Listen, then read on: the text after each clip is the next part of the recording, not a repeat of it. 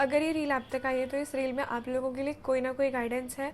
Just have patience, आंख बंद करिए एंड कनेक्ट हो जाइए. देखते हैं आप लोगों के लिए यहाँ पर क्या गाइडेंस देना चाह रहे हैं भगवान. So okay. The star, have faith, the future is bright, dreams comes true, positive changes that bring an end to challenging times, the light at the end of the tunnel.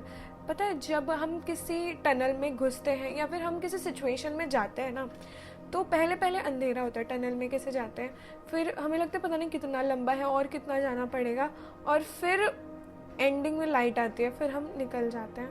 लेकिन जब हम tunnel में होते हैं ना तो बहुत adventurous होता है कि कब आएगी लाइट, कितना अंधेरा है और कोई नहीं है.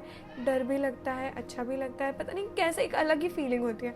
वैसे आप जिस भी सिचुएशन में हो इस टाइम पर, वहाँ पर यही बताया जा रहा है कि अभी आप एक एडवेंचरस जोन में हो. मतलब चीज़ें पलटेंगी, चीज़ें सही होंगी, लेकिन इस टाइम पर आपको धैर्य रखना है.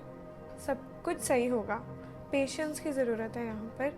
पॉजिटिव चेंज आएंगे. देखो जब वो टनल ख़त्म होता है तो कैसे लाइट दिखती है. अब जिस भी सिचुएशन में अटके हुए हो, सही हो, जैसे भी हो, जब ये सिचुएशन एंड होगी ना तो आपको सारी चीज़ों का रियलाइजेशन होगा.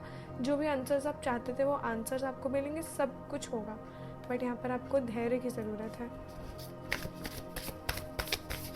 जो भी आपने सोचा है वो सारी चीज़ें पूरी होंगी, लेकिन पॉजिटिवनेस की ज़रूरत है एक तो, और भगवान पर विश्वास रखने की ज़रूरत है. विश्वास से सब कुछ होता है. विश्वास से जो आपने नहीं भी सोचा ना वो चीज़ें भी हो जाएंगी.